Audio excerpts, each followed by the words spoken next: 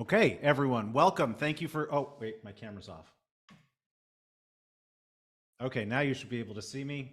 Welcome, everybody, to today's very special webinar, which is how to measure EMF and 5G with the best equipment. Man, Zoom really creates a lot of windows. And that is featuring Rob Metzinger, the founder and CEO of Safe Living Technologies and the inventor of the safe and sound meters.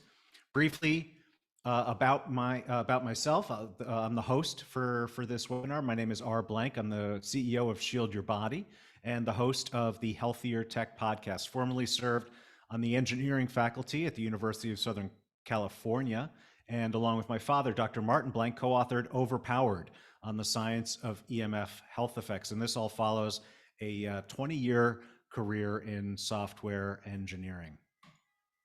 So if you've been paying attention this year here at SYB, we announced the SYB Partner Brand Program. At SYB, we make some of the best EMF protection products in the world. Over the past 12 years, we've built a large and still growing catalog across multiple categories, from bags and pouches to headsets and dirty electricity filters, and more. At the same time, as a small company, we can't make every type of product that people want. In fact, no single company can. What's more, we don't really want to. We want to stick to the things that we are good at. But people still need these other products. And a lot of our customers reach out to us and ask for recommendations. For example, what EMF meter they should buy. So that's why we've established partnerships with leading companies in the EMF and less tech space, all handpicked and vetted by us to bring you an industry-leading catalog of solutions for an optimal low EMF lifestyle. And as part of that, I'm very pleased that Safe Living Technologies is among our inaugural set of partner brands. And today we are here to welcome Safe Living Technologies founder and CEO, Rob Metzinger. As an electronics engineering technologist, Rob Metzinger, SLT's president and founder, became extremely concerned about the interference of man-made electromagnetic fields on the human body. Rob's interest in EMF began in the year 2000, and Safe Living Technologies was founded in 2006, a time when wireless technology was beginning to boom and without any caution or restraint. SLT is all about the detection and mitigation of EMF. And their offerings, among their offerings is the incredibly impressive line of safe and sound meters, which are widely regarded by many, including myself, as the highest quality, most accurate consumer-grade meters available in the world. In fact, they are so highly regarded that while they are technically consumer-grade meters, many certified EMF experts and building biologists rely on the safe and sound meters in their professional work. So we'll start off with Rob presenting on 5G and his new 5G meter. Then Rob has a couple of special announcements for all of you here tonight. And we're talking about brand new meters you almost certainly haven't heard of yet. And then you'll all have the opportunity to ask Rob your questions during the live Q&A. So two quick reminders before we get started here. One is, please, as you have questions, because remember, Rob will be answering your questions live a little bit later. As you have questions, type them into the Q&A pod, not into the chat pod. If they're in the chat pod, they're almost certainly going to be missed. And then to repeat what I said earlier, this webinar is being recorded, and you will get the link emailed to you tomorrow in about exactly 24 hours. So with all that, let us get started. Give me a second here. I have to switch what I'm sharing.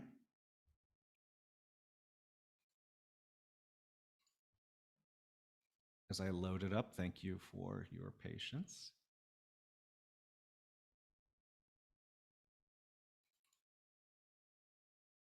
And here we go. Well, thank you for the introduction. So we're going to be discussing 5G millimeter wave meters and just learning about these millimeter waves and how to measure them. And currently SLT is focused on new development, especially the millimeter wave measuring technology, as R has stated. And our goal is to get meters into people's hands So we can discover more and more of the various sources out there. We're currently in discovery and learning mode. Once more meters are out there, I'm sure we'll be able to realize there are many more sources than we thought or expected. Various sensor technologies are also looking favorably at millimeter wave technology to be installed in various sensors out there. So it is a useful technology, but we know the consequences of using it. That's why we're here on this conference. So the millimeter sensing technology, as well as, of course, cell phones and cell phone towers are using them as well. So I look forward to showing you some examples in today's presentation, and now we will the Safe and Sound Pro millimeter wave. We've designed and released a meter to measure millimeter wave radio frequency radiation called the Safe and Sound Pro millimeter wave meter. So I'm just going to give you a brief introduction with this introductory video to give you an idea of what to expect with this meter and in general how it works. So here we go. The new Safe and Sound Pro millimeter wave meter is the first consumer level 5G millimeter wave meter. This meter measures high-band 5G signals between 24 to 40 gigahertz and comes with multiple accessory options for more detailed readings. These options include a horn antenna, a stub antenna, and an attenuator for various uses. To start the unit, press and hold the power button. After that, your battery level will appear on the screen. The mode and max reset button will allow you to capture your maximum values of RF exposure. Now you can attach your desired antenna. To start, we will be using the stub antenna. The stub antenna is ideal for most uses. It has about 50 degrees of coverage in the front and back. It is suggested to slowly move the meter around in a figure-8 motion while in use. The horn antenna is great for more directional measurements. It has about 35 degrees of coverage in the front. Finally, the attenuator is ideal for when your RF readings are maxing out the device. If this happens and the attenuator is not installed, the meter will display a brief message and automatically shut off. When the attenuator is attached, it will display the readings as 100 times weaker, so you are able to measure at higher power levels. When measuring RF sources using the attenuator, ensure you multiply the value by 100 to attain the correct reading. Overall, the Safe and Sound Pro millimeter wave meter is the perfect partner to the Safe and Sound Pro 2, our low and mid-band 5G meter. For more information on the new Safe and Sound Pro millimeter wave meter, the Safe and Sound Pro 2, and other EMF mitigation products, please visit our website at www.safelivingtechnologies.com. Okay, just a little intro there of the meter itself. And in order to develop this meter, just a little bit of development background, we had to construct our own Safe Living Technologies full anechoic chamber. And in that chamber, we can measure around 700 megahertz up to infinity into the high gigahertz range of frequencies and do testing there as well. So this is not a partial anechoic chamber, it's a full anechoic chamber, which means the ceilings, walls, and floors have RF absorbing tiles on them. A lot of semi-anechoic chambers do not have the floor lined with anechoic tiles.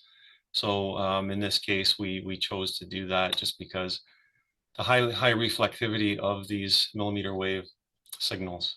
So we also purchased our own signal generators, power meters, and spectrum analyzers, so we cover 1 megahertz to 40 gigahertz. Typically in the past, most testing labs only went up to 18 gigahertz. This is the next step, going up to 40, and being able to measure that and understand the measurements is key. So talking a little bit more about the meter itself. So the frequency range is 20 gigahertz to 40 gigahertz. So it's a high band RF meter. And originally we had it, we during our development, our goal was to get to 24 to 40 gigahertz, but it is actually better than expected, and the label will be changed. We actually got it to 20 gigahertz to 40 gigahertz with actually some response down to 18 even. So it was kind of a, when you're developing products, having a nice surprise like that is much welcomed. So, so as you guys know, in the US, the high band coverage is primarily 28 and 39 gigahertz at this point in major cities. And Verizon Wireless, AT&T, T-Mobile, and Dish are the companies that are actively transmitting these signals. And in Canada, there technically is not, millimeter waves are not being transmitted, but there's a spectrum auction plan for 2024, and Canada will cover 26, 28, and 38 gigahertz for the millimeter wave bands. So they're called millimeter waves because their wavelength is quite small. It's under 1 centimeter. And the industry calls this service ultra-wide service. So in the corner of your phone, when you're connected to the service, you'll see a UW or a 5G plus symbol if you're connected at that um, high band or millimeter wave band frequency. So the base model comes with a semi-omnidirectional antenna. It's 849. And our release date for this product was June 30th, 2023. So just recently released. We've filled all back orders and everything is in stock and ready to go and ready to measure. Here's a link in case you're interested in looking at the product information on that meter and going over some of the features. So it detects and measures 5G in millimeter wave in the millimeter wave band, 20 to 40 gigahertz. Common sources in this range are high band cell towers, 5G high band cell phones, radar, some automobile radar, point-to-point communications, dishes, and more. So it is built in North America. Our boards are made in Silicon Valley, USA. We assemble them in Cambridge, Ontario, Canada, and it's consumer level. So we're really proud to have this built in North America for one thing. It's accurate, it's affordable, it's a fraction of the cost of current high band detectors out there. It will display in microwatts per square meter and volts per meter. It has peak and average readings and a peak hold feature as well. Response time is less than 50 microseconds, so it can pick up very quick signals.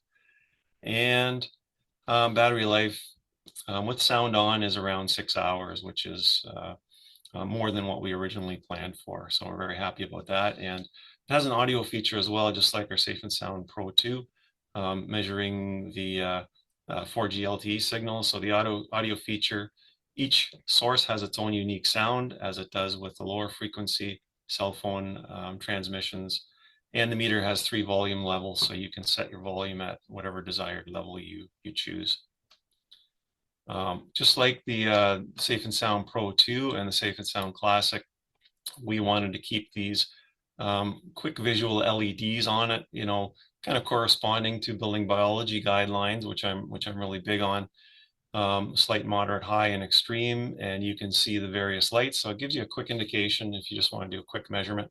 Look at the lights, and it'll tell you your general exposure in the area. You can see what each color corresponds to on the table on the right, and basically green is good and red is not so good. So there you have it, the color-coded LEDs.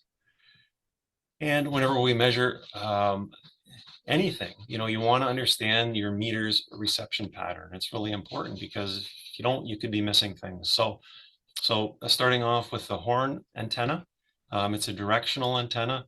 It has about a 35-degree beam width to the front only. It does not measure behind it. It measures only in front, and the right and left and up and down as well. So it's kind of like a cone or a beam that it's measuring out the front of that horn. And then we have the stub antenna, which is the semi-omnidirectional antenna. It has about a 50-degree beam width in the front and back. So it does measure in the front and it does measure in the back. And it also measures to the right and left. There's something called side lobes, so it's not quite as intense on the side as it would measure on the front, but it does more or less pick up close to 360 degrees to some extent anyways. And looking at both of these antennas, you're definitely going to get higher readings with the stub antenna, just because it's measuring in more directions than the horn antenna. So the stub antenna is quite sufficient for most readings. The horn is used for basically source location and detection, and for very small, weak signals. The Safe and Sound Pro millimeter wave meter specification. So if we look at the stub antenna, let's see what it can do. So it is a semi-omnidirectional antenna, as we saw in the previous slide, and its frequency response is plus or minus 5 dB from 20 to 40 gigahertz. And it's also effective down to 18 gig with reduced tolerance. Minimum measurable signal is 5 microwatts per square meter, which was a feat in itself to get it to be that sensitive, that down that low. And the maximum measurable signal is 500,000 microwatts per square meter with this antenna. So it gives you quite a wide range of measurement. So the best reception, as well as we have a SLT logo on the stub antenna. So it's best having that logo face the source, and the blank side basically faces the user, and that's where you'll get your most sensitive and best results. Then we talk about the horn antenna. It's a directional antenna, as we spoke of earlier. It's plus or minus 6 dB, 25 gig to 40 gig. So quite a decent frequency response, and it's targeting the 28 and 39 gigahertz there. And with this one, we were able to get down to 0.5 microwatts per square meter. So very sensitive meter, and the horn definitely assists with that sensitivity. So the maximum measurable signal with this antenna is 30,000 microwatts per square meter. This antenna was specially customized for SLT. So a lot went into the development of this antenna, and that's why it did take a significant amount of time to develop this meter, because we had to develop an antenna as well. Then we have another accessory. It's an attenuator. It's a minus 20 dB or 100 times signal reducer, and that's attached between the antenna and the meter. And when you're using this device, you basically have to multiply your peak reading or your displayed reading by a factor of 100 to get the actual reading. So it allows the meter to display higher power density signals by a factor of 100. So the range with this attenuator attached with the stub antenna is around 2 million microwatts per square meter, and the range up to approximately 120 microwatts per square meter with a directional horn antenna. So quite a decent range with both of these antennas. And if you're experiencing signals higher than this, I mean, it's probably a place you do not want to be for a long period of time. One of the challenges too was building in overload protection. The RF sensitivity of this meter is so fine that the circuits need protection. So we had to build in a power overload protection. The RF detector circuit is susceptible to damage if exposed to continuous high levels of RF. Overload protection is activated when the following power densities are exceeded. If we use a stub antenna and exceed 500,000 microwatts per square meter sustained for 3 seconds or more, it will go into a overpower mode. Or if the horn is over 30,000 microwatts per square meter sustained for more than 3 seconds, same thing, overpower protection will be implemented. The meter will power down after 3 seconds, and that message will be displayed. And to simply continue on your measurements and to read these higher power density levels, basically you just need to install the attenuator, and away you go. So meter operation. So what do you see when the meter starts up? So here's a picture of the startup screen, the first screen that comes up on the meter. We have a self-calibration that the meter goes through. There's a battery life indicator, life of the batteries, and you can run continually if plugged into USB power. And instead of seeing battery in this mode, you will see USB instead of the battery percentage there. And it is a USB-C power adapter that's plugged into it. Then the second screen that comes up is the antenna selection screen. So since there's two antennas, there's a choice of antennas that need to be input into the meter, and that's done via the mode switch, which is right here. And basically press the mode switch quickly once to toggle through the antennas. You can see this arrow here. It will toggle up and down between the horn and the stub. And once you made your desired selection, press and hold the mode switch for 3 seconds, and that will set your desired antenna and put you into measurement mode. So once you're in measurement mode, there are 3 types of measurements that we do, or that we offer. There's a peak measurement, which we're interested in. That's the live measurement we've got our eyes on most of the time. There's also a max of that peak measurement we record. So it's the highest measurement that appears while you're doing measurement. And then we have our average reading as well. There is a headphone jack, a 3.5 millimeter headphone jack. And then we have the power button, and it functions as a power button when you hold it down for 2 seconds or more. And when the meter is running, this button functions as a speaker on off, and it allows you to select your 3 different sound levels as well. So then we have our USB port for continuous monitoring. It's a USB power port only, not data at this point. We have our mode selection switch, which allows you to select between antennas. It doubles as a max reset button as well. Holding it down for 3 seconds or longer. And then if we hold it down for approximately 5 seconds, that will change the units of measurements from microwatts per square meter to volts per meter.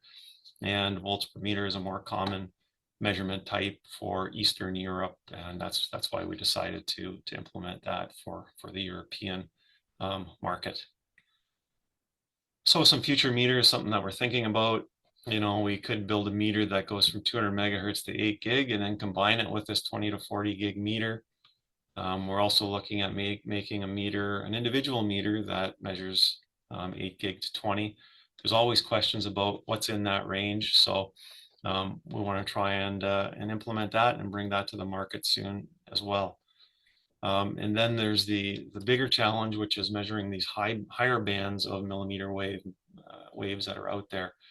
And one of the challenges will be measuring 40 to 60 gigahertz, and 60 gigahertz is a new high band Wi-Fi that they're coming out with. So definitely want to get on top of that as well. 60 to 90 gigahertz, we have car radar, which is at 76 gigahertz. It would be good to know that. And, we're looking for suggestions always as well from you guys out there.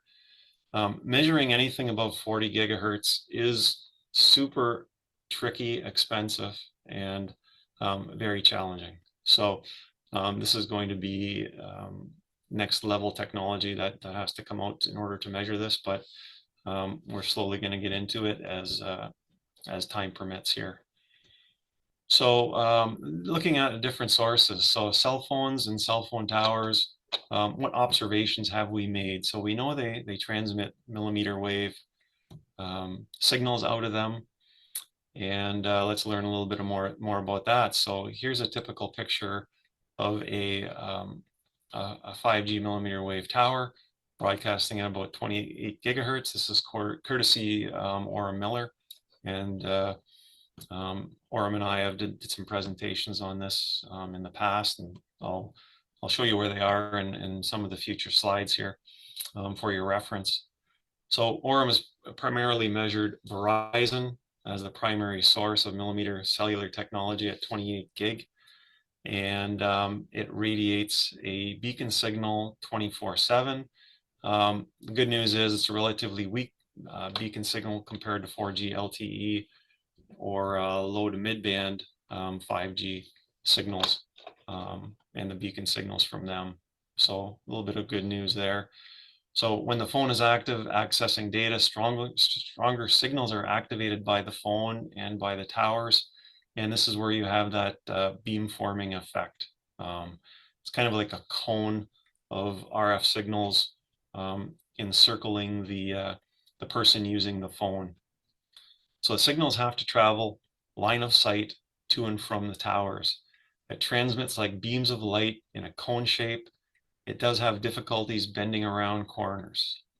So signals are blocked by trees and other line of sight obstructions, and they're pulsed digital signals. So the meter displays pulsed audio sounds from the towers and phones while they're active, so you not only see the signal and the strength of it on the meter, but you'll be able to hear it as well. It requires, transmitting these signals require high levels of power, so the signals don't travel well or far in the air. So each of these transmitters only goes a few blocks. So that's a good thing to note. And so for the sources of this information, we'd like to thank our beta testers who had these meters out a few weeks before they were released, Oren Miller, Mitch Marchand, Eric Windheim. Thank you guys for all the information you provided on these current sources. And, we still need to discover more out there, and we will as time goes on. So another source we discovered was major department stores are using millimeter wave proximity sensor technology to automatically open and close doors. I don't know if you guys were aware of this, but here's a listing that is an example of this millimeter wave technology in use. It's a universal wired microwave motion sensor. The detector is transmitting at 24.25 gigahertz, so 24 gigahertz, which are millimeter waves. So the humorous thing is here it's wired, so that ticks the boxes, the good boxes in our books, but the bad part is it's transmitting at 24 gigahertz, unfortunately. So this is widely used in public places such as elevators, automatic doors, and supermarkets, ATMs, airports, etc. And the gentleman that discovered this was one of our beta testers as well, Keith Cutter. So thank you, Keith. Nice work in finding this.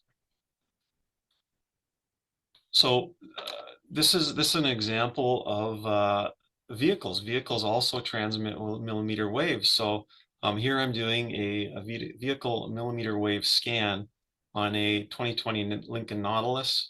So here's an example of the meter in action, and I'll just run you through this video here, guys. Hi, this is Rob at Safe Living Technologies.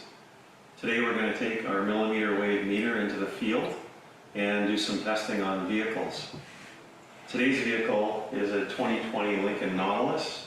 It's a higher-end vehicle. It has a lot of the bells and whistles, and we're going to use the millimeter wave meter to see what type of radio frequency waves are coming off this vehicle. So I'm going to turn on the meter. I'm going to use the stub antenna, and I'm going to turn the volume on. Car is currently powered off, and you can hear that hissing noise right now, and the value is less than 5 microwatts per square meter. So that basically means there's no signal present at this point in time. So what we're going to do is we're going to take a loop around the vehicle just to make sure that nothing is emitting when the vehicle's off and our background levels are fairly quiet. So we just went down the driver's side, now we're coming around the back bumper. Approaching the passenger side.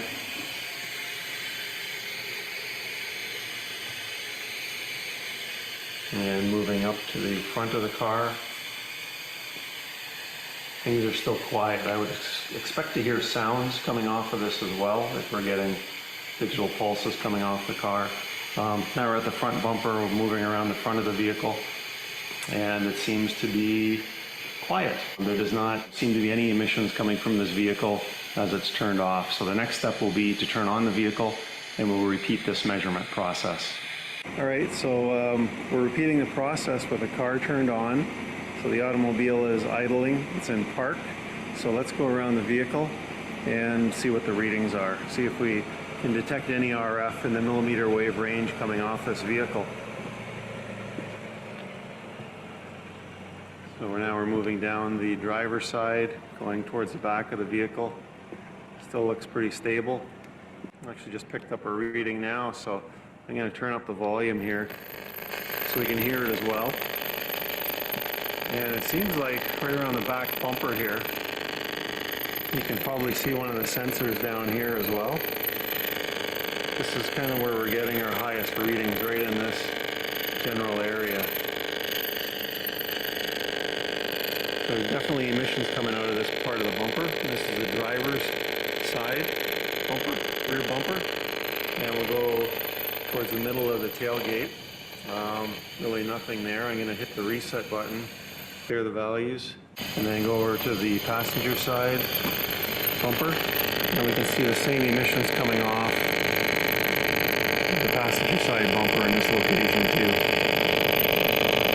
So now we're moving, I'm clearing the peak, and I'm moving around to the side of the vehicle.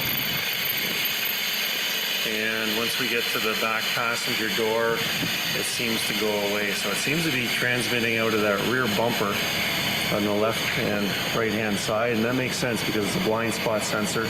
That's where your blind spot is, and that is what it's supposed to do.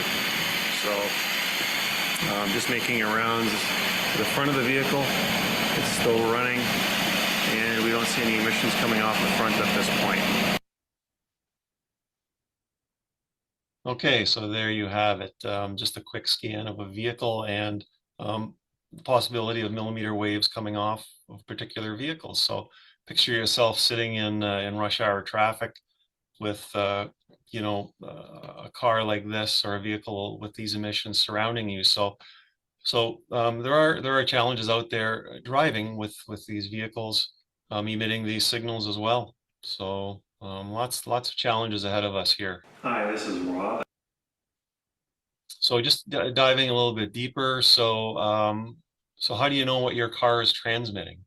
So I did some research and spent a few hours looking this up. So if you go back to your owner's manual or service manual under customer information, there's a very interesting section in there. It's called radio frequency certification labels.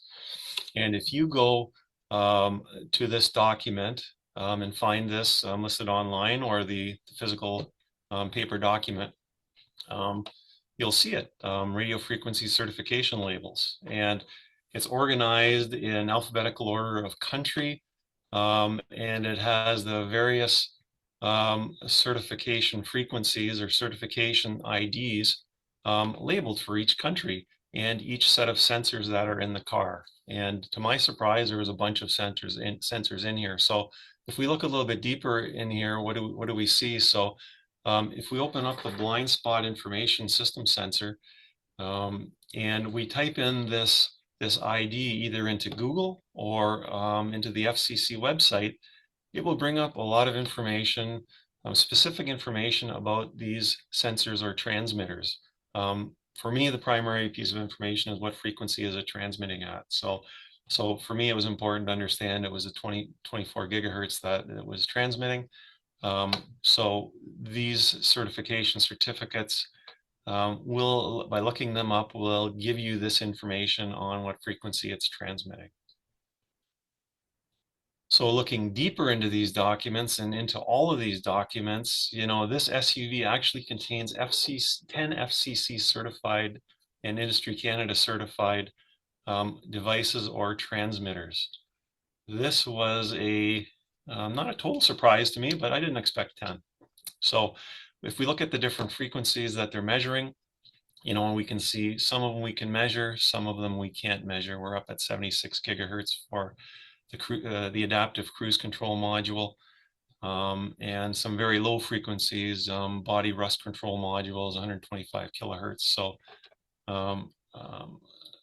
yeah, very interesting information to me when I found this. So you're welcome to look this up for your own vehicles and see what your owner's manual or service manual has listed for transmitters on your vehicle, and use this for purchasing new vehicles as well too. So however, it's not you that's the main issue. I think it's the vehicles around you. So so that hopefully you guys find this as useful information here. And what you can do also, this is where it is on the on-screen menus in your vehicle. So it's listed under the driver assistance menu. So if you go into driver assistance, you will see these various sensors. You know, there's a blind spot sensor, cross traffic alert sensor, cruise control, driver's alert, lane keeping system, pre-collision system. I'm not saying these are all our RF transmitters, but they can potentially be. I'm not exactly sure what sensors these are all using, but I know for a fact that the blind spot sensor is using 24 gigahertz signal, and it's transmitting that. So just for the heck of it, what I did is I unchecked this blind spot sensor, got out of this menu and remeasured, And to my surprise, this 24 gigahertz signal did not go away on the vehicle. So I need to do a little bit more experimenting with that, see if we can figure out a way to disable some of these sensors and these radiators as well. So for more information about these signals, Safe Living Technologies has held some various learning millimeter wave learning sessions. And to find more information about them, if you go to the Safe Living Technologies website under education and go to millimeter wave learning session or millimeter wave learning, there's various sessions you can play that I've had guest building biology speakers on, and just basically discovering what's out there millimeter wave meter wise. You know, we're still learning a lot about them, and we're in the early stages of discovery at this point. So we've got sessions going back last week, August 15th, July 12th, and also June 28th. So for your viewing pleasure if you choose. So we have discovered certain things about millimeter wave meters and some properties of them, but we've discovered they do travel through glass to some extent. We've also determined millimeter wave signals do not travel well through ceilings, walls, or floors or solid materials. So how do you shield home and automotive glass, and is it effective? So we have a product called Signal Protect Clear, and it's an option. So let's take a look at it. So here's a quick performance test on it. So we have a portable 26 gig transmitter that we've created, and we can output a signal of around 31,000 microwatts per square meter. So that would be the source here. And then we're just using the Safe and Sound millimeter wave with the horn antenna. And we're inserting a piece of shielding material in between the two. And without the material there, we're getting 31,600 microwatts per square meter. So let's see what happens when we insert different shielding materials in between the source and the meter. So the source is measuring, without the shield, 31,600 microwatts per square meter. We know aluminum foil is basically a solid piece of metal. It's a great and fantastic way to shield radio frequencies of all frequencies. So since the meter only measures down to 0.5 microwatts per square meter, the calculation for shielding reduction is 99.9984% reduction, which is close to or greater than 50 dB. We know for a fact that aluminum foil will shield up to 100 dB for most frequencies. So this kind of makes sure that you know, we're measuring what we expect. So we're measuring a really high reduction from this aluminum foil. So then when we put the Signal Protect Clear film in, it does allow some to pass through. And you know, if we would want no signal to pass through, no light would pass through either. So that's the challenge here. There's a balance. And so of that 31,600 microwatts per square meter, we have around 4.69 microwatts per square meter that made it through. So we still have a relatively high shielding reduction of, you know, minus 38 dB of shielding power. So it will be a very effective way of shielding millimeter wave radio frequency radiation. So that pretty well brings my formal presentation to a conclusion here, and I'd like to thank you all for attending today's summit session, hoping for many more in the future from R. And R, thank you again for this opportunity to share this information. We really appreciate it.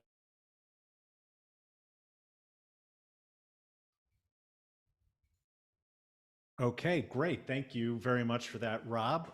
We're about to hand it off to Rob for a couple of special announcements that he has, but very briefly. And we had a bunch of questions come in the chat pod, in the Q&A pod, which is great. We'll get to those as well. So before we do all that, I want to remind everybody that you can find all of the Safe and Sound meters. Rob just now was talking about the millimeter wave, the 5G meter, but all of the Safe and Sound meters are available on the website. And for the next day, you can save 10% on all of the meters, the Safe and Sound meters. So you just go to shieldyourbody.com/SLT, and you'll see all the meters there. And the discount will be applied automatically at checkout. So with that, I'm going to ask Rob, pardon me, I'm losing my voice a little bit. I'm going to make Rob a co-host. I'm going to stop sharing. Rob, can you, are you there? Yes, can you hear me okay? Yes, fantastic. Can you, so yeah, I understand you have a couple of announcements to make? Yeah, I just have a few, put them basically into a small PowerPoint here. If I could share that with you Yeah, guys. go for it. You should have that power. That would be great. Okay.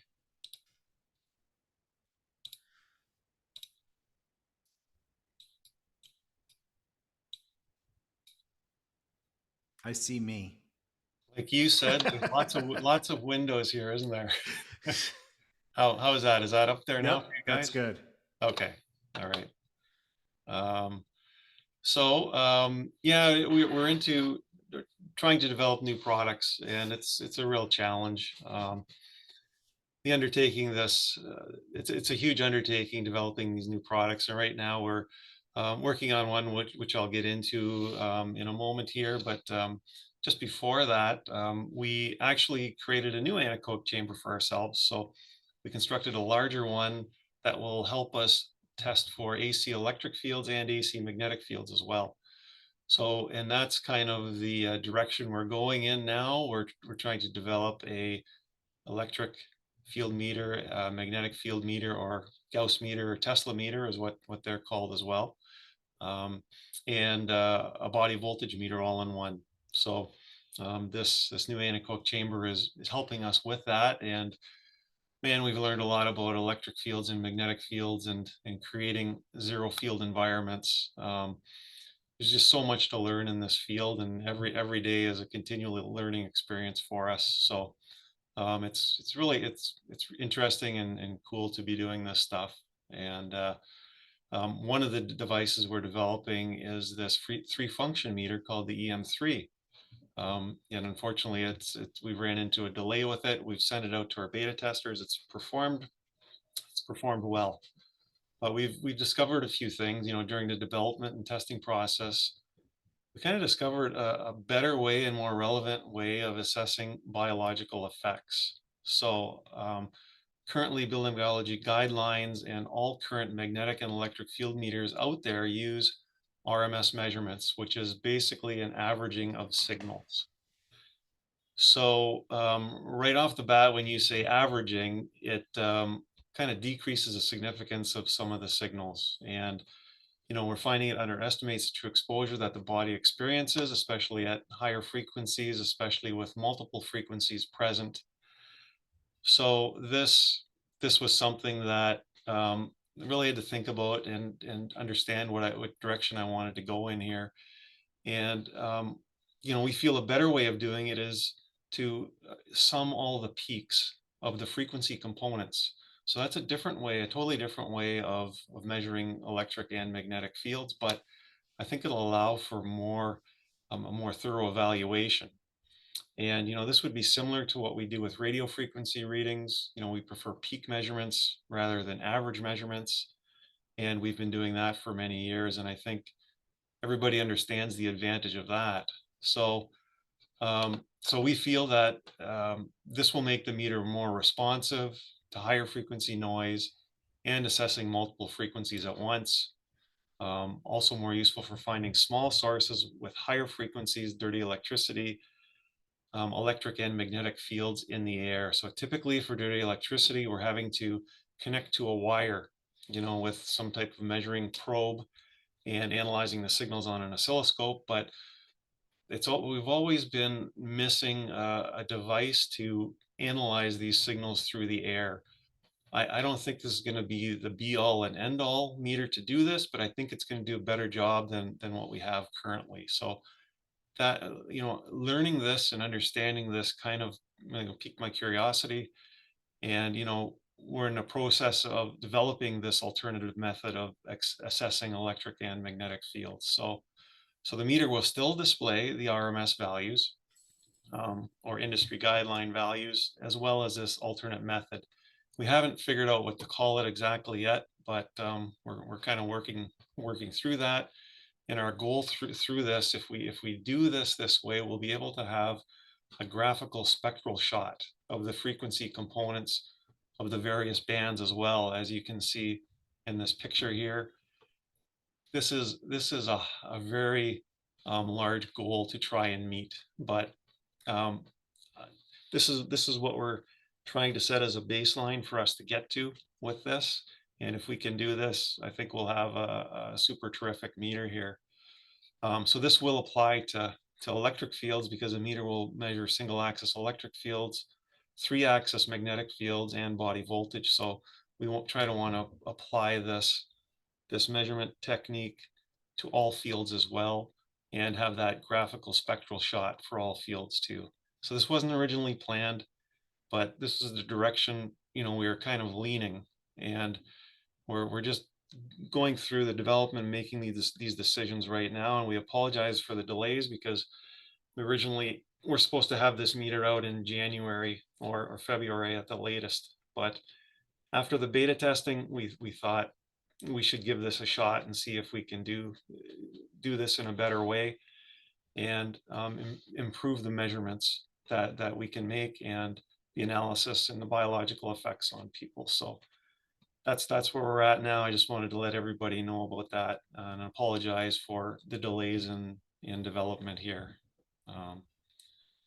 Another item that has come out in the meantime is the Safe and Sound Classic 3.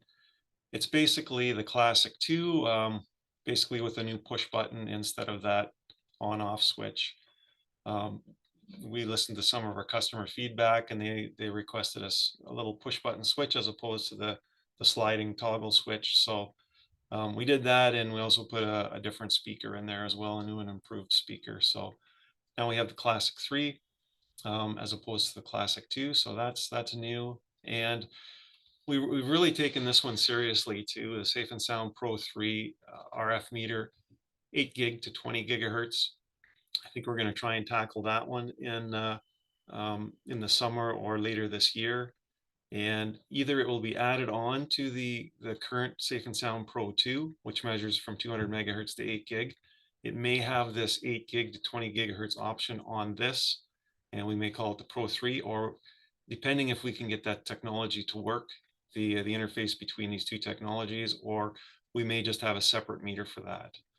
So that's kind of the direction we're leading in there. And yeah, this makes for a full day for us, trying to develop these and trying to figure out this technology and make sense of all these signals.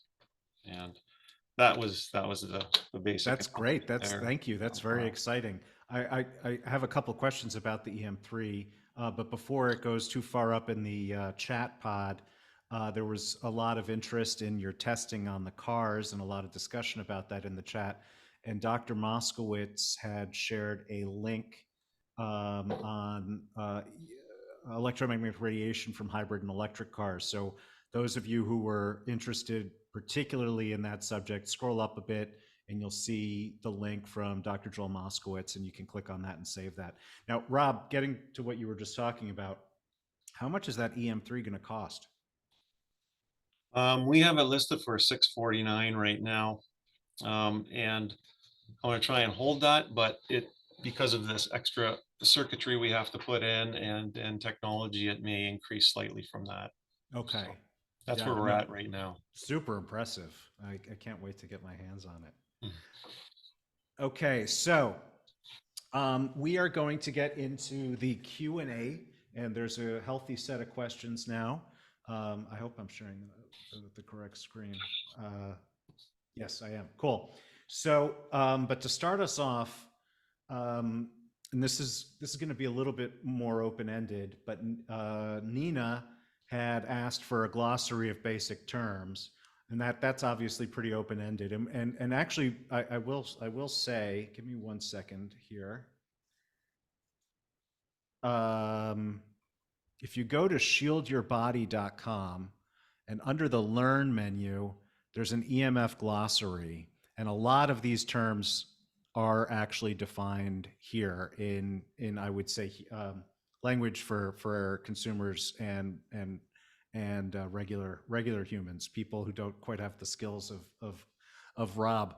Um, but I asked Nina a little bit more about what she was looking for, and she says, "I need to know as a consumer, not as an engineer, how using these products will keep my family safer, and how to look and report dangerous conditions to people who can actually help make a difference in terms of the safety of the environment." So I thought a good place to start this, Rob, before I pass it back off to you, is talking about these safety levels that you talked about a few times in your conversation, which are these Building Biology Institute recommendations. And for those who don't know, the Building Biology Institute is a pretty phenomenal institution that trains people on how to identify and reduce toxins in their environment. And they have an entire program based around electromagnetic radiation. And Rob, please forgive me, what's your formal affiliation with that? You were an instructor or curriculum developer? Yeah, I'm one of the senior instructors for in the EMR class or EMR category for the Building Biology Institute, and course developer as well, along with Mitch Marchant and Larry Gust, and Ora Miller is in there too. Excellent. So yeah, thank you. And these are the guidelines that you're talking about. Now, Right. for those people who are watching and who don't know what a volt per meter is or a milligauss is, that's actually not so important. What's important is the products, the meters that Rob builds will give you numbers. And what you can do is compare these numbers against the numbers you see here, right? So here, for instance, if you get a reading of 3 microwatts per square meter, you'll see that's in the range of slight concern. If it's over 10, that's severe concern. Now, Rob, can you speak a little bit about how these levels were determined? Because these are much more conservative than almost any other set of standards of which I'm aware. No, this is true, and this is a question that is quite popular, and basically it goes back to the German building biology group, where they have done thousands, tens of thousands of home assessments and have determined, the different levels that people feel comfortable with. And I think they probably went to a lot of electrically sensitive people's homes and done thousands of these studies. And over this vast experience of hundreds of building biologists, tens of thousands of surveys, they've all come together in a group and agreed upon these levels as the no concern, slight concern, severe concern, and extreme concern level. So it's from field testing, field experience, and working directly with electrically sensitive people, I believe. That's really interesting. So this is, by the way, what I'm pointing to here, and you can find it on the Building Biology Institute website as well, although it can be a little challenging to find there. This is on page 41 of an ebook that all of you will be getting in the same email tomorrow that has the replay link. And it's one of the SYB ebooks about how to test for EMF. So I just wanted to show this because what it really comes down to, the way that people can use your products to improve their health and safety, is by getting the right one, right, depending on which types of fields you want to measure, and then actively taking measurements, and then identifying what the source is, seeing how they compare to these safety standards, and then trying to find the source, and then trying to do something about that source, right? Right, and also what we tried to do too is we put 4 color-coded LEDs on the display as well too, so indicating ideal, slight, severe, extreme concerns on it. So at a quick glance, you can look, green is good, red is bad, and you can get a quick indication of that. And with the radio frequency meters, the RF meters, we built sound identification in. So if you turn on the sound and you hear these very loud, obnoxious noises coming out of it, then you know you're getting hit with pulse digital signals, and it's probably, if you can hear them, it's probably in the moderate or higher extreme range as well. Yeah, and there's I see KG is talking about this. I wanted to ask about this as well. Um, Talk about pulse, right? Because you mentioned the word frequency quite a bit, and you know that's how at a top level the different parts of the electromagnetic spectrum are identified. That's how, you know, radio frequency has a different frequency than low frequency magnetic fields and so forth. But pulsing is this other variable. So why is that something we should care about? Yeah, good question. Because well, it's a little bit of history. If you go back to the 20s and 30s, that's when television and radio were introduced, and they were broadcast with AM and FM modulation patterns. And basically, it's a sine wave that you're either increasing the height of a wave to send data, or increasing the width of the wave to send data, amplitude um, or frequency. So the amplitude is the height of the wave, the frequency is the width of the wave, and they were basically sine waves. So I'm not saying they're good to be hit with, but I mean, I think they were more gentle on our body than these digital pulse digital waves. And, you know, that is all of our body ever felt, you know, from 1920s to around um, probably 1990 is when these digital signals started to get embedded in some of our technology. And then when the digital cellular phone network came out around 2001, 2002, that's when we found these sine waves were now digitized, and these sine waves are still there as a carrier wave, but they're carrying these digital pulses and transmitting them instead of just the sine wave, the carrier wave. And they did that because they can pack more data digitally into these waves, and send more information, you know, have more cell phones connected to a certain tower, you know, send more data, things like that. That was their goal of having this digital data. But the bottom line is these getting hit with these sharp pulses are more biologically impactful than getting hit with the carrier sine waves. And you know, I think Dr. Moskowitz can probably um, comment more on that. And you know, understanding the true biological effects of what these pulse digital waves are doing to our bodies. That's not exactly my specialty, but it does have more of an impact than a sine wave hitting the body. Yeah, and this is also, I mean, as everyone knows, I'm not a scientist, so I apologize if I'm going to be oversimplistic here.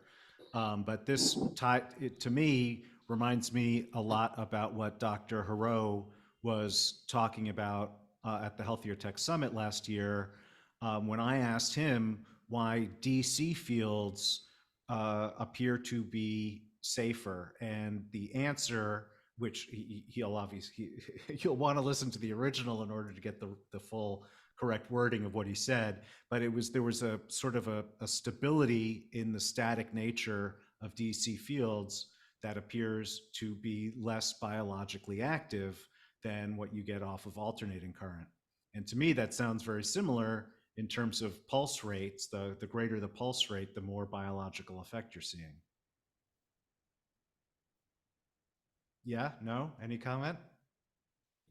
Yes, and yeah, this is what this is what the professionals, um, we need to have the correct person answering the Yeah. question. And I defer from these biological and you know, health impact questions, just because that's not my area of expertise. I've heard a lot of presentations just like you are, but you know, the professionals need to basically back that data with or back those statements with data, and Yeah. they're able to do it. That's their field and that's their specialty. So So then, yeah, I would encourage people to try to check out that interview I had with Dr. Haro last year, which is part of the 2023 Healthier Tech Summit. Okay, moving on to things that Rob is the master of his domain. Jeremy asks, are there any plans on getting data logging added to the 5G and Safe and Sound Pro? That has always been on our list. It is a high cost item to implement and technically challenging to implement. And that is why it hasn't been done yet at this point. It is on our list. It's not on our short list at this point in time. We've got other burning fires to put out here, but long term down the road, it is on our list. I just don't have an exact date for that. And with the way that you would look about implementing it, right? I don't know. The one thing that sort of gets me about almost all EMF, I've only found one that doesn't do that's different from this, is that you can measure when you're, when you're measuring, when you take out the meter, you can measure, but that doesn't necessarily give you a good insight into what your overall exposure is throughout the course of an entire day, much less a week or a month or whatever you might be interested in. Would the data logging feature be designed to address that?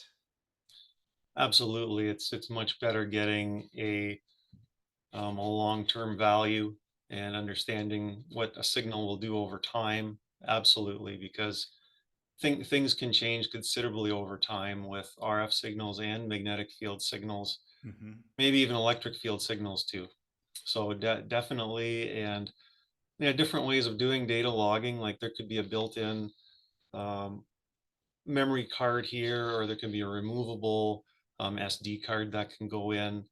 If you were to hook this up to a PC and just have a data output port, just the fact you're connecting it to something else, that can alter your readings on the data log as well, because now you're adding an extra antenna because you're connecting a wire between the meter and a recording device such as a computer or some other type of data logging equipment. So it's probably best to have something built on board, extra memory on board, or SD cards, memory slots. I think we're leaning more towards having memory built on board, just because of all the possible failures of inserting a memory card or an SD card, because there's so many pins on there.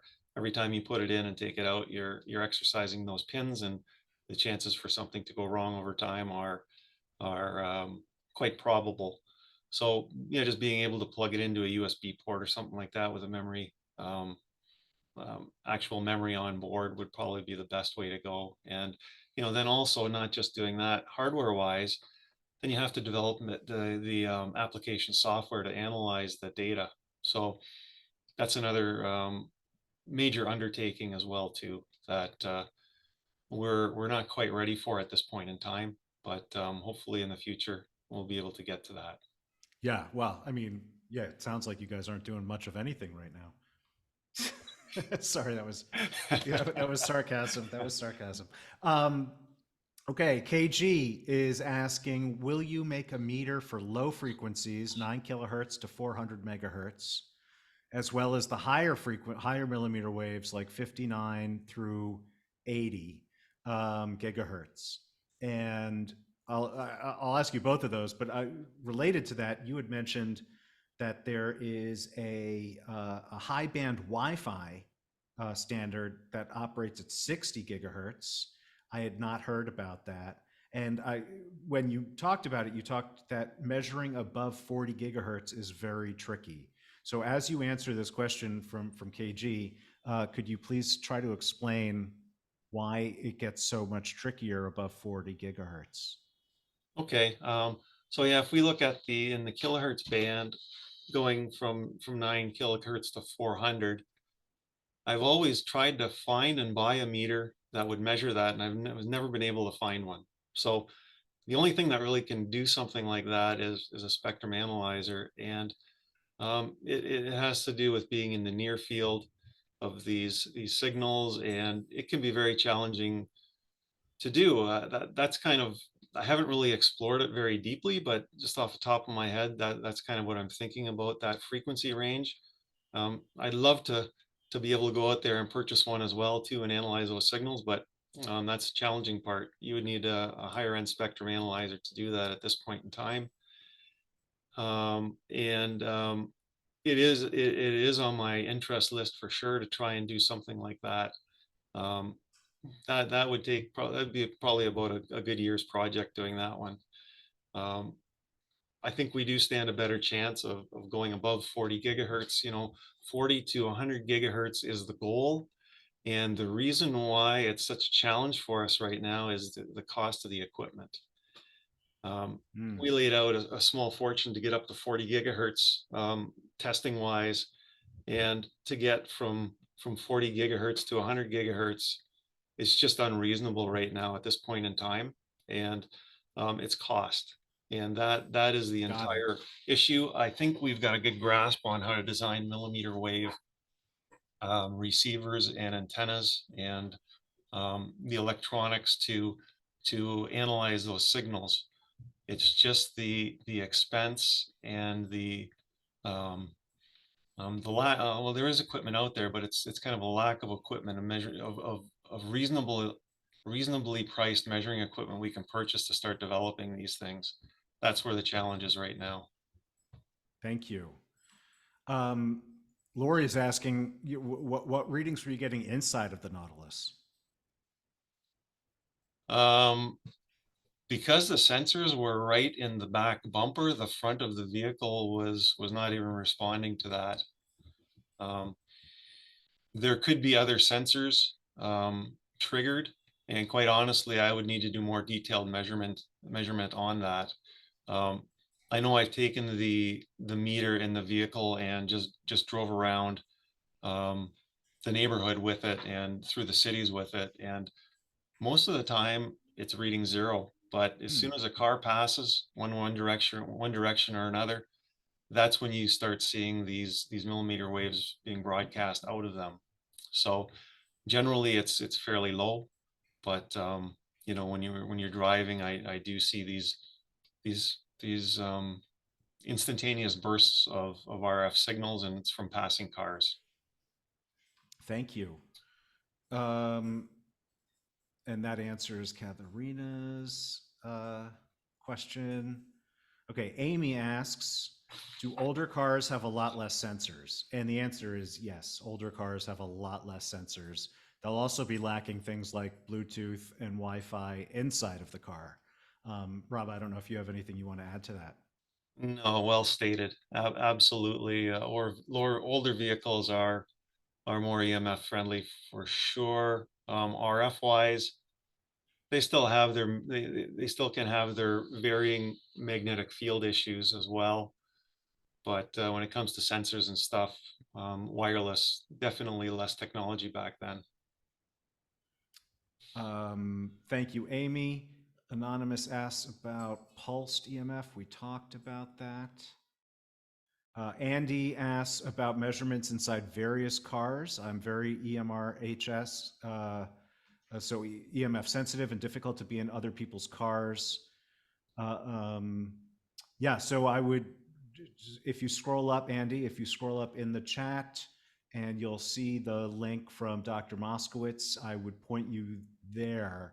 I will say, Rob did show, that was a very interesting part of your talk, Rob, where you showed how to actually use the manuals, because none of these manufacturers will tell you how much EMF you're even theoretically being exposed to in their vehicles. But Rob, you showed how you can actually do a deeper dive into the documentation and sort of gauge how many different sources there are and what frequencies they're operating on.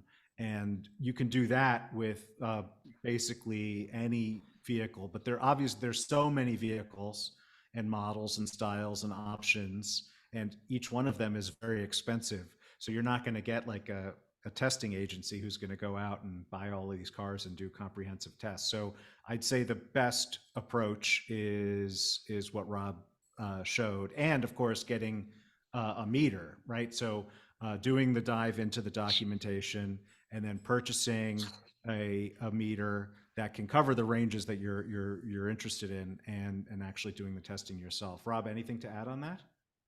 No, that sums it up nicely. Thank you. Anonymous asked for us to do a session purely devoted to EMF of cars. Okay, yeah. I know Kathy is very interested in that. So let's see if we can get that on the calendar. Ah, good. This, I did want to ask about this too. So Doc Golden is asking, what's the relationship and significance of the decibel to the millimeter readings? And Rob, could you explain to people what the heck is a decibel and why is it used it's like this thing that just makes all this confusing stuff even more complicated. Yes, and I still have difficulties with this sometimes as well too. So I don't be afraid of this understanding. I'll give you a brief description. As far as I know, it's a kind of a relative comparison between two values, like a number before shielding or a number after shielding. If you're talking decibels of shielding strength, and it's just a comparison of um, two levels that you don't have to use, 100 decimal points or 20 or 30 zeros after the number to describe it. You can just go, a 20 dB, reduction of a signal is 100 times. A 30 dB reduction of a signal is 1,000 times. And power levels can also be described in decibels. And there is a formula you can calculate to figure out the microwatts per square meter from that. Basically, if you did a spectrum analysis of an environment and you looked at this meter and came up with the 3,000 microwatts per square meter, the spectrum analyzer would have all these specific frequencies at certain decibel levels that you can convert. And when you do all the math and computations, it should give you a number in microwatts per square meter, kind of comparable to this level that you're measuring on the meter. So to describe that more thoroughly, I would need much more time No, to do that's good. that That's good. and more Yeah. slides to get into it a lot deeper. Yeah. Yeah. So, and a couple of the key points there is one is it's most in our world, meaning the world in which that we share here with our viewers. It's used most frequently to explain reduction or attenuation. So you're not actually measure. It's not used to really to say how much EMF there is. It's used really to say how much EMF has the levels have changed. Is that Right. in terms of our Right. consumers here? In terms of shielding, that's the easiest way to try to understand it, I think. Yeah. Yeah. And if this doesn't make sense to you, just feel free to ignore it. It is a logarithmic unit rather than a linear unit, which is why Rob was saying, 20 dB is 100 and 30 dB is 1,000. That's a full power of 10. So it's not linear. It's logarithmic. It's exponential. I hope I didn't just make things worse with that. Let's move on. Oh yeah, good. KG's like, it's kind of like the scale for earthquakes. That's correct. It's like the Richter scale. It's logarithmic. So a level 5 earthquake is 10 times stronger than a level 4 earthquake. Okay, Marge, I hope I'm saying that right, Marge or Marge. Can the signal film, can the film that you were talking about, the shielding film, can that be used on smart meters and LED bulbs, or on windows facing cell towers? Windows facing cell towers for sure.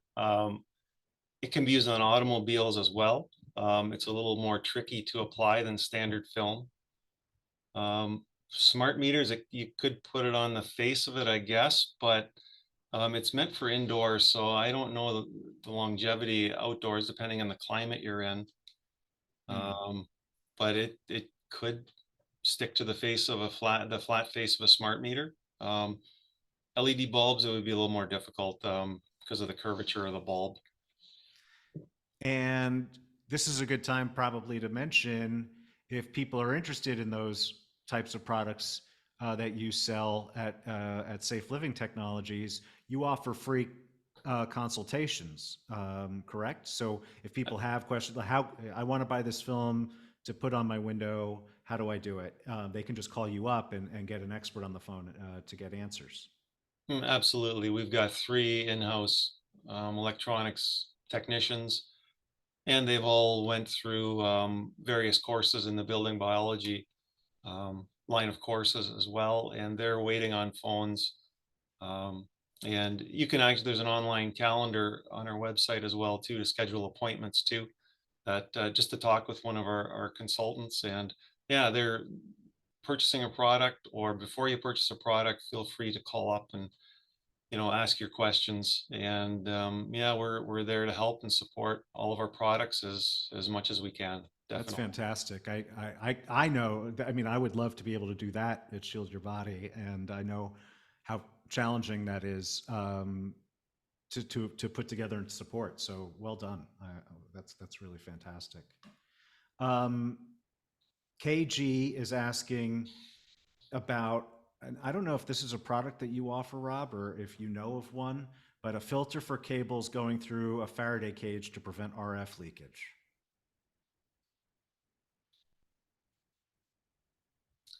Yeah, there's some high-end power companies, RF power companies out there that have these devices, and they're basically big boxes that you plug a cable in and it comes out the other end, and there's all sorts of isolation and filtering going on inside these boxes. For our chambers, we didn't have to go to that extent. We do use shielded cables, but we don't input AC power into our chamber, so we did not have to go through that. But there is special special RF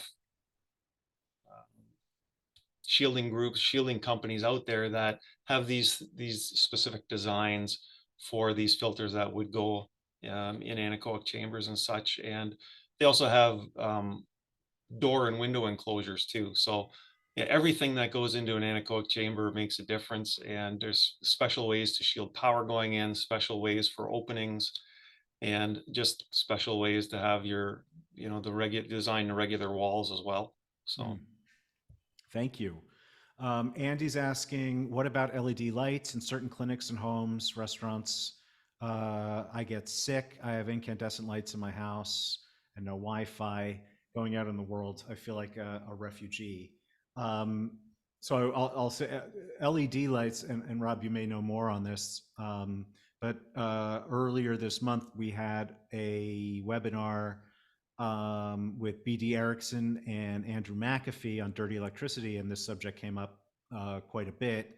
And they are a source of a lot of dirty electricity. SATIC makes a line of LED. I mean, if you can get incandescent, that's going to be the best. Those are increasingly challenging to find in the United States. Or even halogens. The halogens are somewhat power saving, and Oh yeah. they are pretty clean as well too. Oh, excellent. Thank you. LEDs, halogens, or sorry, incandescents, Incandescents. halogens. Yeah, they're pretty decent bulbs, and LEDs they seem to be getting better. Flicker wise, anyways. They need to clean up their power supplies because they are sources of dirty electricity. But I'll let you continue on. I'm interested. Oh no, I was just going to throw in one more fact there for people who are interested. SATIC sells low DE LEDs Okay. through their website. So that's at saticshield.com, and they sell them. I forget, they come in a lot. Like you have to buy, I think, a minimum of 2 dozen. But those are tested and rated. Rob, please finish. I didn't mean to. No, yeah, LEDs are getting better, and especially with their flicker rate. Having a flicker meter is important as well too, just because you don't want to be in front of a pulsed LED light all the time.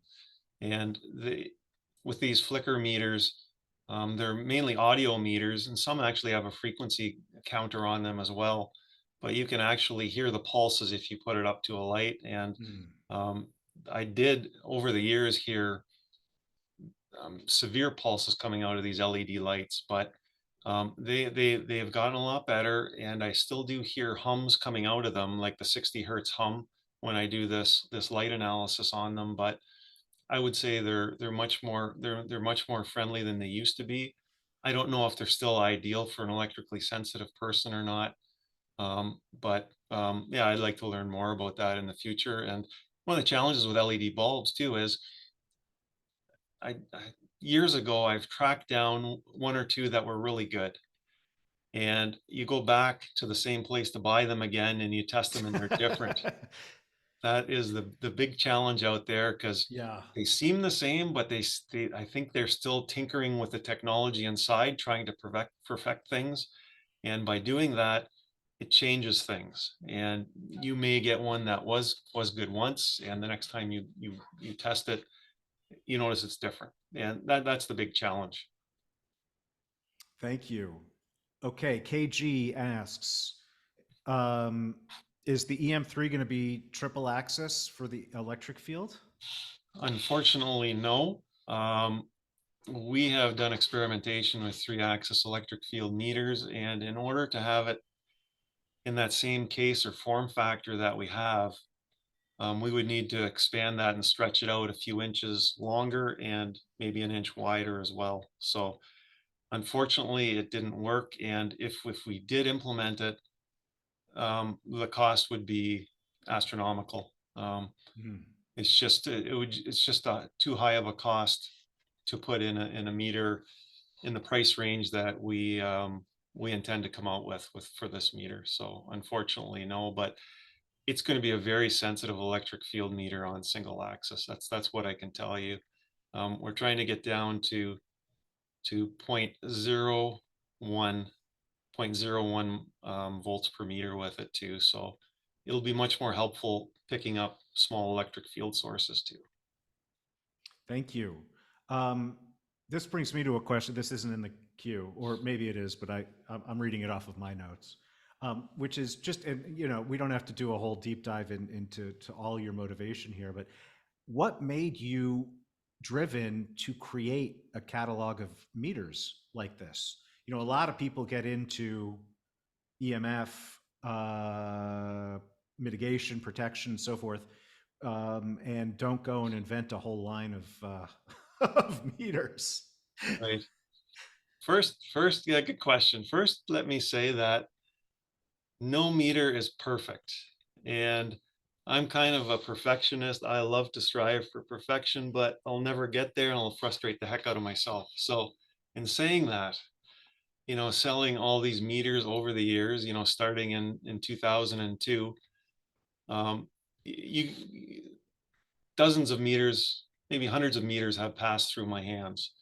And by using them and you know, assessing environments with them, you find these little pet peeves with these meters you have over the years. So I was just getting frustrated and thought that maybe we can go out there and put something together that is more convenient and works better for people. And that's kind of the goal, to combine all of the things that we've seen over the years and try and take the best features out of all of them and make one meter that, you know, they're still not perfect, but they're better, they're more user friendly, and more sensitive. And actually, something you're big on is third party certified as well too, like lab certified stuff. And we did get back the lab certification on our millimeter wave meter as well, and it performed almost exactly the same in the testing lab as it did in our own anechoic chamber too. So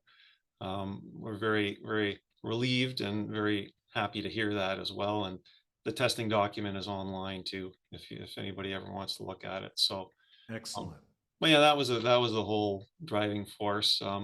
And you know, liking to tinker with technology, playing with these electronics, and finding some amazing RF engineers to work with as well too. So a lot of things had to come together for that, and I just consider myself being fortunate to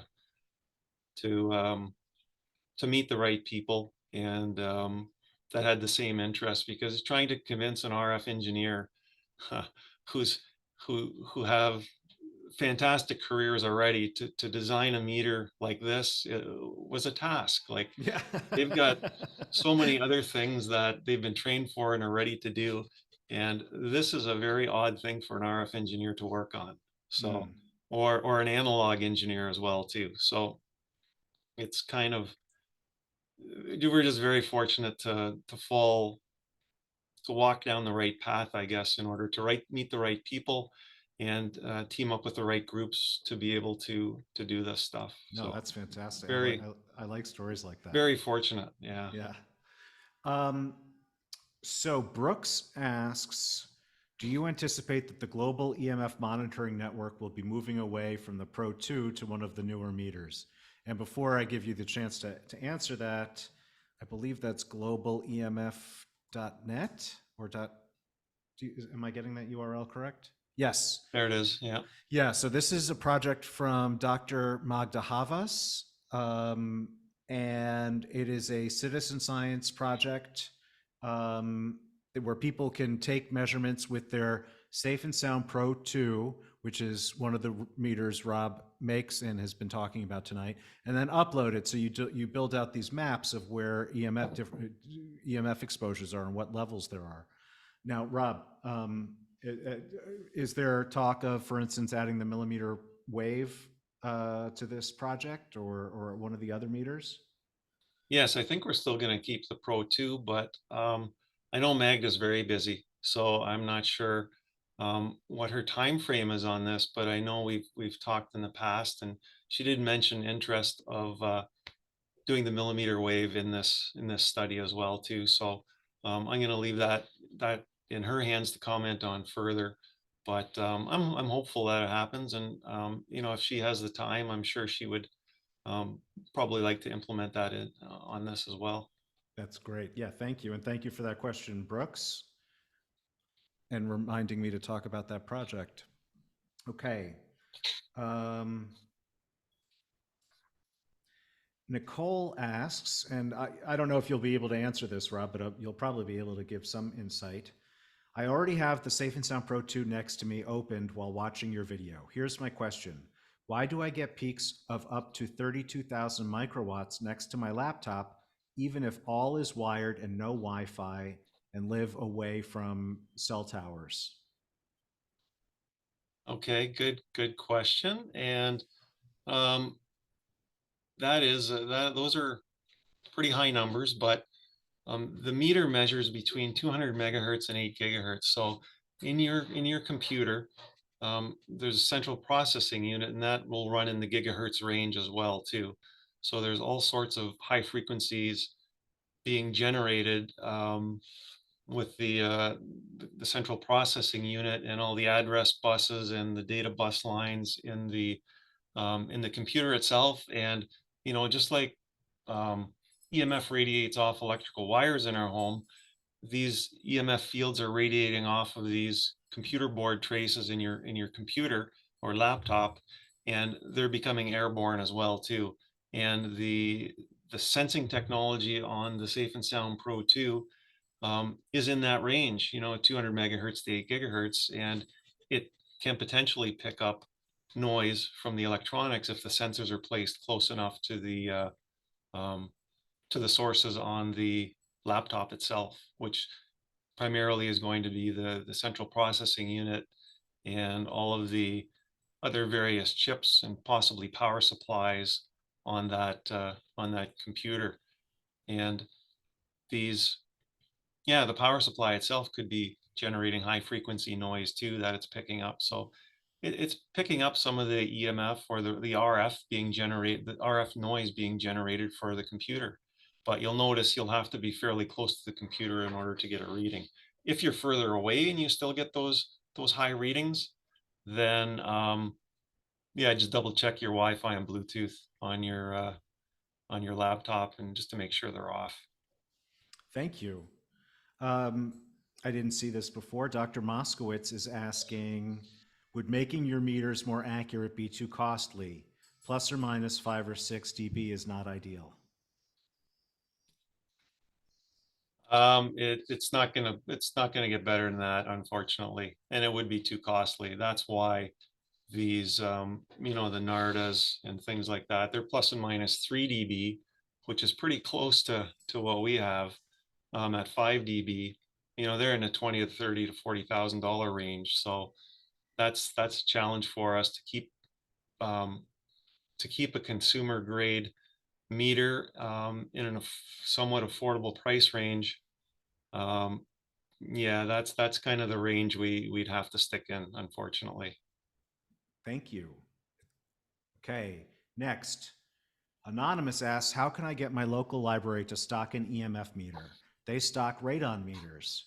And Rob, you might have something to add here, but I will say Massachusetts for Safe Tech, which is this URL I have up here in the window. That's MA4 safetech.org. And let me throw this in chat too.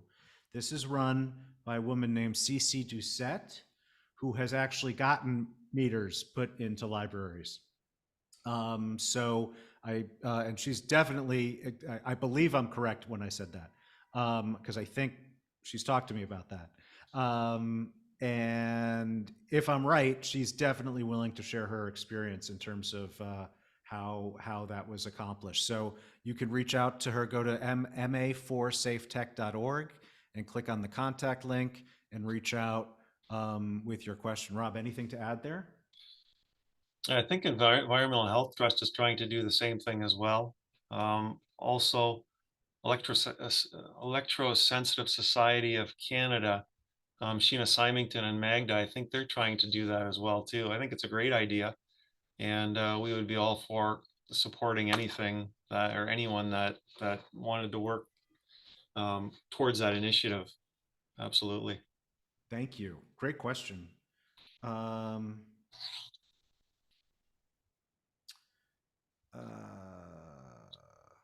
Let's see. This is interesting. I don't know if there's an answer or if you know it, Rob. But Eileen is asking, how does wind and humidity influence EMF? I don't think wind would have much of an impact, but humidity certainly would. There's a resistance in the air, and the higher the humidity, the more moisture particles in the air, and the harder time an RF signal has of passing through it. That's similar to, if you have one of these satellite TVs and a thunderstorm rolls in, your satellite dish will probably cut out, and that's because there's a lot of moisture in these thunderstorm clouds, and the RF has a difficult time penetrating through it. So, and also an interesting thing that it's interesting that the air has resistance in it too. So if you send a lower frequency signal, it will travel a lot easier through that air than a higher frequency signal. So these millimeter wave band signals, very high frequency, 20 to 40 gigahertz, they have a tougher time traveling through air. And that's why they need much more power to transmit them through air. These millimeter wave base stations, this is not a green friendly technology. They're using gobs of power to send these signals through the air, and it's costing them big bucks to do this because of the power that it's using. So just another little tidbit or fact there to understand that, yeah, it's harder to push higher frequencies through air than lower frequencies. That's interesting. Yeah. So thank you. Glad I live in a humid area. So the question isn't maybe as precise, but I think it's a good opportunity for you to explain how you would use your meters in this, because you also sell canopies. And so Eileen is asking about grounding bed canopies. Let me figure out how I want to ask this, which is, how do you know when you need to ground a canopy, and how would you use your products to sort of figure that out? Okay, so in a sleeping environment, the ideal goal is to have 0 electric fields and 0 RF if you can. And if you're not going to paint or shield your house, then you need to install a canopy. But every bedroom has electric fields in it. So You can measure that with an electric field meter. That would be the new EM3, or a body voltage meter you can use to measure the presence of electric fields as well. But um, from my experience over the years, we've went with a fabric that is non-conductive on the outside, so it has no exposed metals. Therefore, you can't ground it. So in order to install it in a sleeping environment, we need to make sure there's very low electric fields in the environment. And if we get less than 100 millivolts body voltage or less than 1 volt per meter, then I would give the go ahead to install these type of canopies. And the reason why we've had good experience with this is because once you ground a canopy too, it you're connected to the electrical grounding system, and you can possibly import signals that are unwanted onto that canopy as well. But that's the reason you would ground it. You would ground a canopy, and it would have to be conductive on the outside of it. And that would help lower the electric fields in the environment. Ideally, and for the best results, if you can have a canopy that's not connected to ground and turn off all power in a sleeping environment, that's the best way to do it. It's very difficult to achieve that sometimes, but we've seen that with electrically sensitive people. They usually do well in that type of environment. So introducing a ground can introduce all different types of pollution into the fabric, and you just don't know what you're getting. We unfortunately we don't know what a good ground is. Is the electrical ground good? Probably not. We always measure an AC voltage on it.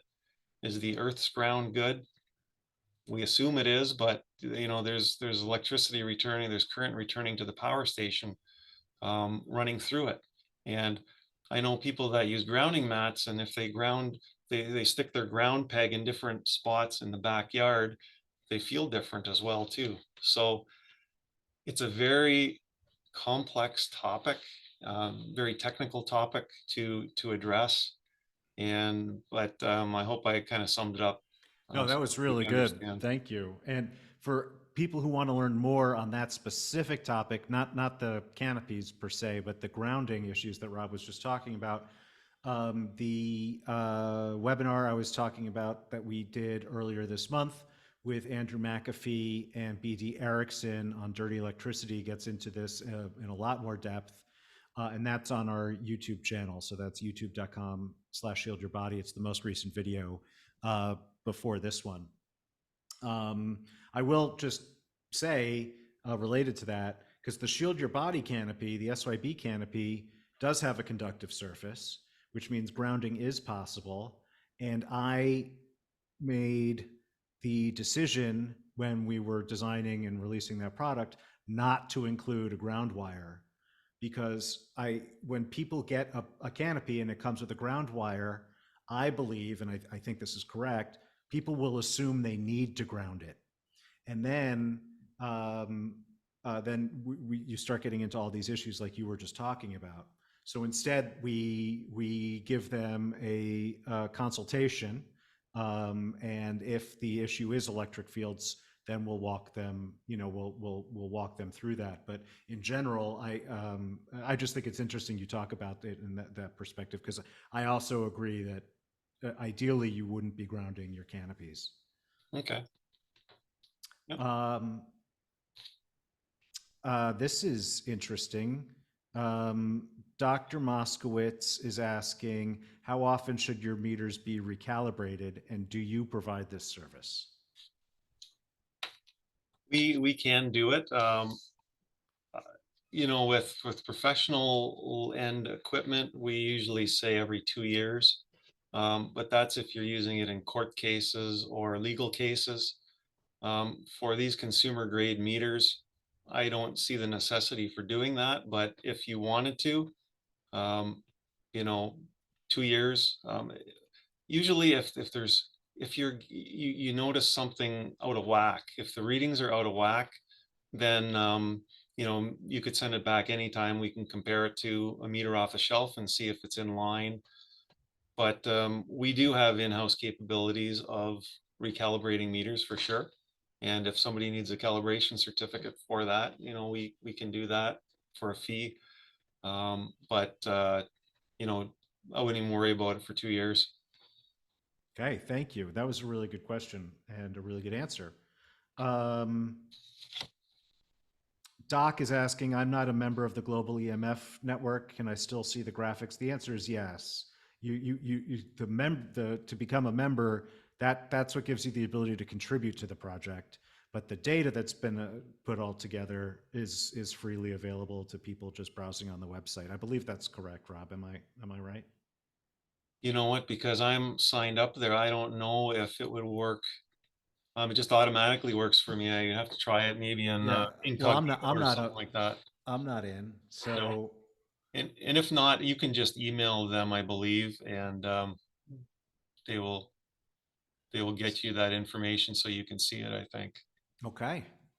But Where's the link to that map? I'll put that in chat. It's globalemf.net. And I just put it in chat, Verna. Rob, you've been incredibly generous with your time. We're almost at 2 hours here. I do want to ask, though, because we've actually had a number of these questions come in, and it's not directly relevant to your presentation, but you brought it up. Where can people find flicker meters? Okay, so yeah, we actually, that was our first meter we built, was a light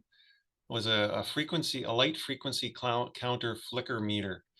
And we stopped producing them about 5 or 6 years ago, but there's a couple else on the market right now, and something called Light B. If you look under LIGHTBEE, Light B, I think you'll find a web link to that. Also, the new coronet that's coming out in the next month or so actually has a light flicker meter built into it too. So those are the two meters I know of that do it at this point in time. There's also light spectrometers, I think. They do a complete analysis of colors as well, but a lot of those guys will have flicker meters as well too. So it's becoming a more and more common thing I as think well. this is what you were talking about. It took me a little bit to find it. Yeah, there you go. That's it. Yeah. Light B. That's probably the most economical one out there to find, and it'll just make vibration noises depending on the flicker rate of each light. Excellent. Thank you for that. Do you use one of those often, Rob? When I'm assessing lighting, yes. Yeah. A new Okay. LED light comes in, I will pull out our flicker meter. I've got a couple of them from Germany and Europe as well. But yeah, you're getting into a much more expensive type meter. You're starting at $700 or $800 and upwards. But that Light B is a great economical tool to have. Excellent. Thank you. Well, again, Rob, you've been super generous with your time. So thank you very much for coming out today and sharing all of this. The products you've released so far are super cool. The ones you were talking about today that aren't quite on the market yet. Also, I'm very excited to get my hands on an EM3. So I can't wait for that. Did you, please, forgive me if you said this, but do you have an updated release date, or you just now you're just holding your cards close to the chest and when it's ready, it's ready? Yeah, I think it's going to be a few months away, probably late spring or summer, I would imagine, for us to get this change down. Yeah. Excellent. And as a reminder to everyone in the room, the sale goes through tomorrow, so that you just go to shieldyourbody.com/SLT.